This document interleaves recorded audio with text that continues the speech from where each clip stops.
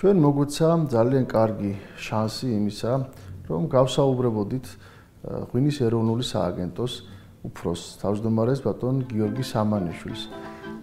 ეს არის ახალგაზრდა ადამიანი და ეხლახანს დაინიშნა აი ამ თანამდებობაზე, საინტერესო ადამიანი, იგი გახლავთ პროფესიით მეღვინე და ჩვენ მადლობას ვუხდით მას, რომ გამოძებნა ჩვენთვის დრო და ჩვენ ჩავთვალეთ და ვთვლით, რომ მისი საუბარი, მისი აზრი, როგორც ჩვენი გადაცემის შესახებ, ქვევრის პირულის შესახებ, ისე ქართული ღვინის შესახებ, ქართული ვაზის ჯიშების შესახებ, ქვევრის შესახებ, საინტერესო იქნებოდა ჩვენი ერთგული მაყურებლისათვის. სწორედ აი ამისათვის ვესტუმრეთ ჩვენ ბატონ გიორგის და გავესაუბრეთ მას.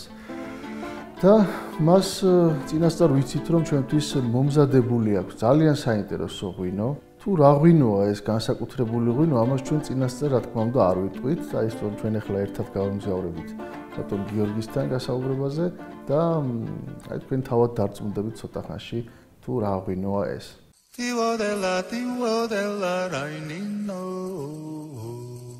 მადლობა რომ ჩვენთვის დრო გამოძებნეთ. და რამდენიმე შეკითხვა გვექნება თქვენთან პირველ რიგში ალბათ თვითონ ვაზისა და ღვინის ეროვნული სააგენტოს შესახებ, რომ ოროდი სიტყვით მოგვითხროთ თუ რა ორგანოა და საიდან იღებს სათავეს და როგორ ვითარდება დღევანდელი სიტუაციაც. ღვინის ეროვნული სააგენტო 2012 წლიდან ეწოდება უკვე ჩვენ სააგენტოს ღვინის ეროვნული სააგენტო, მანამდე ერქვა ვაზისა და ღვინის დეპარტამენტის სამტრესტი. ანუ ჩვენ ვართ სამართალ მემკვიდრე იმ სამტრესტის, რომელიც თავისოზე 1929 წელს შეიქმნა კომუნისტების დროს. კომუნისტების დროს 20-იანების შემდეგ, ანუ დამოუკიდებელი საქართველოს შემდეგ, ასე ვთქვათ, იმიტომ რომ ალბათ საფუძველი ამ იმას მოძრაობას და ზოგადად მეღვინეობის განვითარებას ჩაიყარა 19 წლებში, როცა პირველი კონგრესი ჩატარდა, მე ვინახე და მეღვინეთა, მაშინ კანონის პროექტიც კი შეიმუშავეს და საკმაოდ დიდი ისეთი ამბიციური პროექტები ჰქონდათ, უბრალოდ არ დასცალდათ. მაგრამ ის ხალხი ცხოვრობდა უკვე 20-იან წლებში და 30-იან წლებში საბჭოთა კავშირის პირობებში და საკმაოდ აქტიურად იყვნენ ჩასული დარგში და ძალიან განავითარეს დარგი, ვიცი, ალბათ 30-იან წლებში, 40-იან წლების დასაწყისში იყო ის პიკი ჩემი აზრით ქართული მეღვინეობის განვითარების მე-20 საუკუნის ქართული მეღვინეობის განვითარების. მაშინ შეიქმნა ყველაზე, ანუ მაშინ აღორძინდა და დარეგისტრირდა ის უამრავი დასახელება, რომელიც დღემდე შემორჩა. ადგილწარმოშობები მაგალითად კი.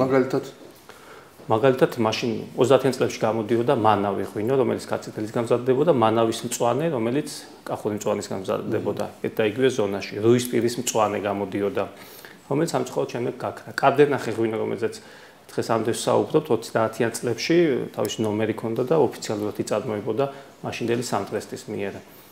ანუ კახური ღვინო, რამდენიმე კახური ღვინო მზადდებოდა, ესე. იგივე გურჯაანი იყო თეთრიც, იყო წითელიც და წითელი გურჯაანიც და თეთრიც კახურად მზადდებოდა. როგორც ნაფარეულიც ასე თეთრიც იყო და წითელიც. და ეს კახური წესით მზადდებოდა, თან ქვევრებში ამზადებდნენ კახური წესი, ტრადიციულ წესს თუ ადგილობრივ წესს უწოდებდნენ ხოლმე მაშინ, ანუ ქვევრებიც გამოიყენებოდა, თანამედროვე ჭურჭელიც გამოიყენებოდა და ზოგადად დაინტერესებული იყო ხალხი.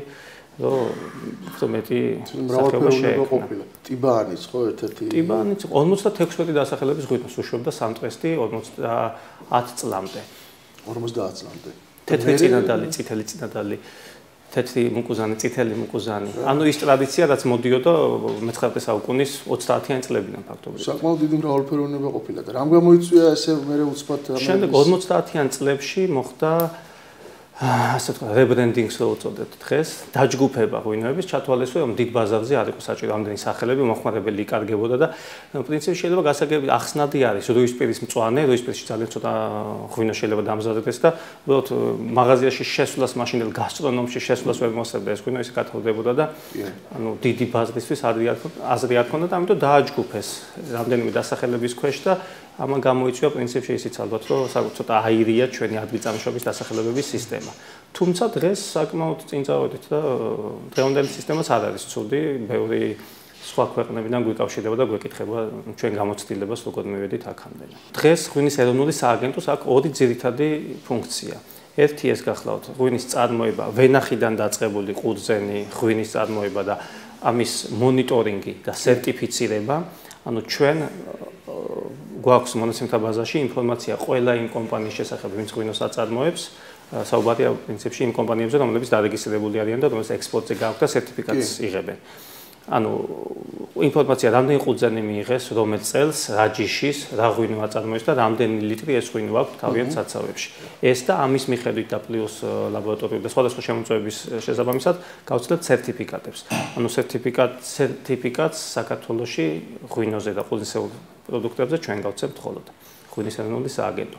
ანუ ეს ერთი დიდი მიმართულება და მეორე მიმართულება არის ქართული ღვინის პრომოცია, ანუ ქართული ღვინის პოპულარიზაციის ღონისძიებები, ესე ქვია, ანუ ვაზისა და ქართული ვაზის და ღვინის კულტურის პოპულარიზაცია საქართველოშიც და საზღვარგარეთ. როგორც შიგნით, ისე უცხოეთშიც და ანუ ეს საკმაოდ ისეთი დატვირთული პროგრამა არის ანუ უცხოეთში გამოფენებში მონაწილეობიდან დაწყებული ჟურნალისტებთან ურთიერთობა, ну კერძო სექტორთან ერთად რა თქმა უნდა, ესეთი PR კომპანიებთან ურთიერთობა, ის რომ ეს ინფორმაცია გავივიდეს და არიგდეს, იგივე ეს ბუკლეტების დაბეჭდით დამთავრებული წიგნები, ანუ ყველაფერი რამაც შეიძლება ხელი შეუწყოს ვაზის და ღვინის კულტურის პოპულარიზაციას ჩვენს. და ხას უსმენთ, რომ არა მხოლოდ უცხოეთში, საქართველოშიც, იმიტომ რომ აქაც ძალიან ბევრი საქმე გვაქვს გაკეთებული და ალბათ ახლობით იგივე რასაც თქვენც აკეთებთ ამ გადაცემაში. კი, ეს გადაცემა უკვე ესეთი შეიძლება ითქვას ფართო მასშტაბი მიიღო და ჩვენი ძირითადი ესე ვთქვათ ფაბულა, ძირითადია ფაბულა ხომ თავისთავად არის უფრო მეტად აი ვინაიდან ქვევრისპირული ქვია, უფრო ტრადიციული მეღვინეობის მიმართულებით მივდივართ, მაგრამ იქიდან გამომდინარე რომ ეს ორგანიზაცია არსებობს, ესე ვთქვათ ზემდგომი ზემოთ დგას და იმის ქვემოთ ესე სხვადასხვა მიმართულებები ყოველთვის არსებობს. მევენახეობა, მეღვინეობა, ტრადიციული მიმართულება, ინდუსტრიული მიმართულება და ასე შემდეგ. და მაინც აი სურვილი მაქვს ესეთი რომ გთხოვოთ აი რას უსურვებდით, რა იქნებოდა თქვენი რჩევა, რა გაითვალისწინონ იმ ხალხმა, ვინც გადაწყვიტა ქვევრში დააყენოს ღვინო, ან ვინც აგრძელებს ამას, ვინც აი ქვევრში ღვინის დაყენებას ვინც ეწევა, რა არის მათი ესე ვთქვათ რა გაითვალისწინონ თქვენი რჩევა რა იქნებოდა. ქვევრი ეს ახლა მოგესალმებათ დღეს ესეთი მნიშვნელოვანი არის საბედნიეროდ ჩვენთან შემოვინახეთ ეს მეთოდი თიხის ჭურჭელში ყველგან ამზადებდნენ ღვინოს სხვადასხვა მეთოდით, მაგრამ ჩვენთან ეს წყვეტა არ მომხდარა და დღესაც ისევე მზადდება ღვინო ქვევრში, როგორც მზადდებოდა ალბათ 3 საუკუნის წინ, 7 საუკუნის წინ და 13 საუკუნის წინ და ასე შემდეგ. ну ეს მნიშვნელოვანი არის, რომ ეს მოდომები იყო. და ძალიან კარგი იყო რაღაც ტენდენცია ალბათ 30-40 წლის წინ რომ ეს ქვევრი შენელდა ცოტა და რაღაც ფაქტობრივად კიდევ ამოვარდა გამოყენებიდან და კარგია რომ ეს ბრუნდება და აქტიურად ბრუნდება ამას ბევრი ხონისება უწყობს ხელს. რჩევა და ქვევრში ღვინის დაყენება მოგეხსენებათ ადვილი არ არის. ალბათ ყველას ურჩევდი რომ ერთი რაღაც ალბათ უნდა ვიცოდეთ. ქვევრი თავისით არ განაპირობებს იმას რომ ღვინო კარგი გამოვა. და პირიქით, ქვევრში ღვინის დაყენება უფუძნელია ალბათ ვიდრე მარტივ თანამედროვე ჭურჭელში. იმიტომ რომ გაცილებით მეტი მოვლა უნდა, გაცილებით მეტი დრო უნდა. რისკიც მეტია. რისკი მეტია, სწორედ აქედან გამომდინარე. თუ არ გვცალია და მუშაობ სადღაც და 1 საათით მოვიცალე და მაგიტო ესე ვაკეთებ ღვინოს. მეგონი ჯობია ქვევრს შევესვათ, იმიტომ ქვევრს იქ ჯდომა უნდა, ერთ-ერთზე უნდა უყუდო ალბათ ქვევრს, რომ გარეცხავ რომ მორჩი, მაინც უნდა გადაამოწმონ და ალბათ ეჭვი შეგეპარება და კიდე ერთხელ უნდა გარეცხონ და ქსისუფთავე დაჩქარება რაღაც მეთოდების გამოყენება რომ უფრო ადვილად გავაკეთო ქვევრზე არ გამოდის. ანუ თუ გვაქვს დრო და სურვილი და ვიცით რასაც ვაკეთებთ, მაშინ ქვევრთან შეიძლება მუშაობა. დანარჩენი რა, მეტი დროის დახარჯვა, დანარჩენი თუ გვაქვს კარგი ქვევრი, კარგად გარეცხილი ქვევრი, გვაქვს კარგი ყურძენი, წიფე, არადაზიანებული, შემდეგ ეხლა ძალიან ძნელია რომ იმისგან საინტერესო ღვინო არ მეიღო. მეთოდი უამრავი არსებობს, ამაზეც ეხლა ბევრი კამათობს კიდეც და ეს საკამათო თემაც არ არის. ზოგი ესე აყენებს, ზოგი ნაწილობრივ ჭაჭაზე, ზოგი სრულ ჭაჭაზე, ზოგი საერთოდ უდედოთ, ზოგი ჭაჭის გარეშე კი. თანაც ტრადიციულად, აი დიდი ხანია, მაგალითად ატენის ხეობა ვახსენეთ იქ ატენური ღვინო იყო ესე უდედოთ დაყენებული ღვინო, მაგრამ იქვე არიან ხალხი, რომლებიც ამბობენ, რომ ეს კი ესე იყო, მაგრამ მე დღეს მინდა ესე ვცადო, მე დღეს მინდა ისე ამას ესე ჩარჩოპირებები არა აქვს, რაღაცა არ ექვემდებარება ეს რაღაცა ესე იმას, რომ შეიზღუდოს მხოლოდ ფურცელზე დაიწეროს და მარტო ესე გაკეთდეს ალბათ და მეტი არ შეიძლება. ვთქვათ იგივე საბჭოთა კავშირის პერიოდში იყო ეგრეთ წოდებული ტექნოლოგიური ინსტრუქციები. რამდენი ჭაჭა, რამდენ ხანს, როგორ მოეხსნათ რა წნევაზე ეს. ჟავიანობა რამდენი უნდა ქონოდა. იმდენად ყველაფერი ზუსტად იყო გაწერილი. დღესაც არსებობს კანონში, მაგრამ არის მინიმალური მოთხოვნები. არ შეიძლება ამაზე ნაკლები იყოს, არ შეიძლება ამაზე მეტი იყოს, მაგრამ ის რომ როგორ დამზადდეს ღვინო, საბედნიეროდ საქართველოში ესეთი წესები აღარ იწერება და რამდენ ჭაჭას ჯავაყოლებ, რამდენ ხანს გავაჩერებ, რომელ ჯიშზე, იმდენ მრავალფეროვნებას იწვევს ღვინისას, რომ ეს რო არ იყოს ღვინო, მაშინ საერთოდ არ იქნებოდა საინტერესო. ერთხელ შეგვიძლია გავაკეთოთ და თველი რომ მორჩება ყველა მეღვინე, ხა კარგად მოგეხსენება, ფიქრობს, რომ აი გაისად, მოდი ამას შევცვლი და იქ ცოტა მეტად ვიზა, მაგრამ ერთი წელი გაქვს რომ იფიქრო და მხოლოდ ერთი წლის მერე შეგვიძლია ძალიან ცოტა ანუ თუ მაგალითად ქირურგი ხო შესაძლოა დღეში ერთხელაც კი შედიოდეს ოპერაციაზე და ეს ათეულობით შეიძლება ასეულობით და რამდენიმე 1000 ოპერაცია ქონდეს გაკეთებული მაგალითისათვის, მაგრამ ეხლა მეღვინე წელიწადში ერთხელ არის და ესე მე როდესაც მოხდები ხოლმე ამა თუ იმ სადმე უცხო გარემოში, უცხო წრეში ყოველთვის მეკითხებიან ერთ შეკითხვას რომელია შენი საყვარელი ღვინო, რომელი ღვინო მომწონს ყველაზე მეტად და თავდაპირველად ესე მქონდა ხოლმე წინასწარ მომზადებულიც კი მქონდა რომ ვიცოდი რომ დასვავდნენ ამ უამრავ შეკითხვას ესე პასუხები, მაგრამ მე მივხვდი და მივაგენი ერთ ძალიან კარგ პასუხს. ის ღვინო მომწონს ყველაზე მეტად, რომელიც ყველაზე კარგად არის დაყენებული და რაღაცნაირად ეს შეკითხვა მაინც ჩემი პიროვნულად მე პირადად მაგალითად აი როგორც გორული მწვანე ძალიან მომწონს და ძალიან ვცდილობ ყოველ წელს ვქონდეს და ყოველ წელს დავაყენო. სხვა ჯიშებიც უნიკალური და უნივერსალურია, მაგრამ აი ეს რაღაცა მოხდა და მოკლედ ეს მივიღე. ხომ არ არის ესეთი მომენტი, აი რაღაცა გამორჩეული ღვინო თქვენი ქართული. რა თქმა უნდა, ნუ ხა ის კითხვა საინტერესოა, ხშირად დავუსვათ ხოლმე ჩემთვისაც და ეს ჩემ ფრანგი მეგობარი მაგალითად მეღვინე ესე პასუხობდა, რომ ნუ ფრანგულად თუ კარგად ჭხეს, რომ რომელია შენი საყვარელი ღვინო და ის რომელიც ჯერად გამისინჯავს, ანუ რომელსაც მომავალში გავსინჯავ, ესეთი ნუ ცოტა იმასაც წინასწარ მომზადებული პასუხი ქონდა პრინციპში.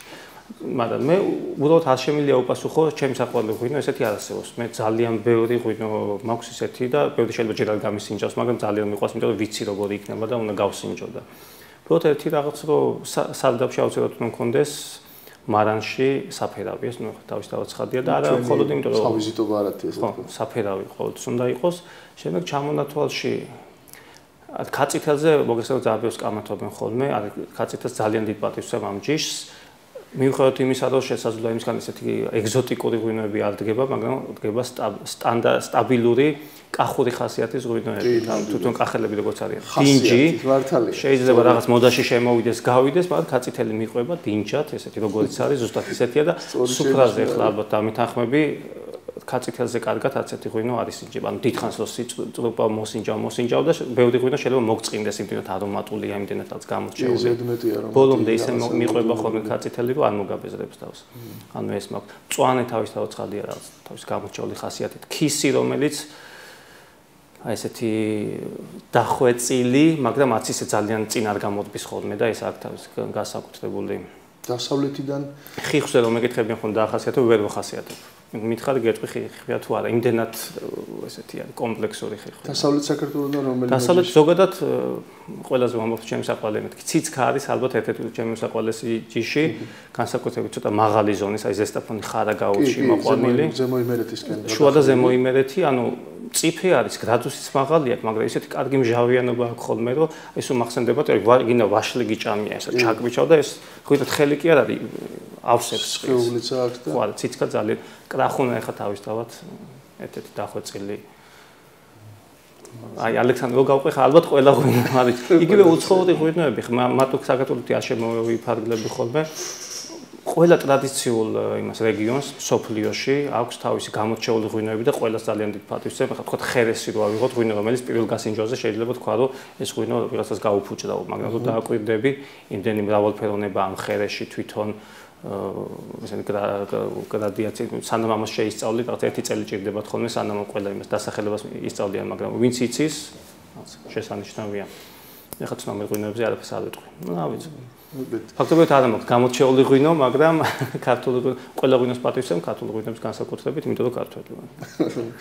ძალიან სასიამოვნო ამის მოსმენა და აქ ჩვენ ღვინოში მოგთავაზეთ და ბარემ ეს ღვინოც რა ღვინოა რო გითხრათ? ეს ღვინო გახლავთ 620-ს უწოდებენ. იმაზეც საცოცხლე დააწერეს 620, ანუ დამზადებულია 620 ჯიშისგან. ეს არის ჯიღაო და საკოლექციო ნაკვეთის 620 ჯიში დაიწურა ერთად და გამოვიდა ესეთი ვარდისფერი ღვინო, რომელშიც გაერთიანებულია ყველა არომატი, მე მგონი, რაც რამე არსებობს რა. კოლექციიდან გამომდინარე თაიგული სწორედ ამას ქვია ალბათ. საოცარი სურნელება აქვს, მართლა თაიგულია. რა ვიცი, აი, ზოგადად ეს უკვე გამორჩეულია იმით, რომ აქ ძალიან ბევრი ღვინო არის, თუმცა ისა ბევრი ჯიში არის შერეული. ალბათ საერთოდ ჯობია რომ კუპაჟი როსაკეთება ნაკლები ჯიშები იყოს ხოლმე, მაგრამ ეს არის კოლექცია, ესეთი ისტორია, ის სიმდიდრე, რაც საბედნიეროდ გვაქვს საქართველოში და ერთ ბოთლში გამოხატული. ჩვენს გადაცემას ესე თუ ისე იცნობთ ქვევრის პირულს და ას გვისურვებთ, ბარემ ამით რომ დავასრულოთ. გისურვებთ, რომ ბევრი კონკურენტი გამოგჩენოდეთ კიდე და ყველა არხზე იყოს მსგავსი გადაცემები, რომ უფრო მეტი უნდა ჩვენ გონია რომ რაღაცები ვიცით, მაგრამ გაცილებით მეტი უნდა ვიცოდეთ ჩვენი ტრადიციის და ისტორიის მქონე ქვეყანამდე. ანუ გისურვებთ, რომ მეტი მიგეტანოთ მაყურებლამდე და ბევრს მოიბაძოს თქვენთვის კიდე. დიდი მადლობა. და წარმატებებს გისურვებთ. გავსინჯოთ.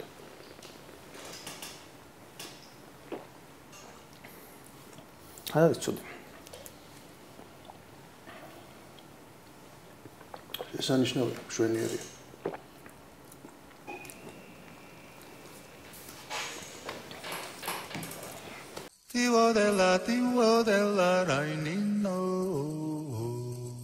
ეხა ერთი პატარა კომპოზიცია, რომელიც ეძღვნება ყველას მათ, ვისაც უყვარს. წავიდა.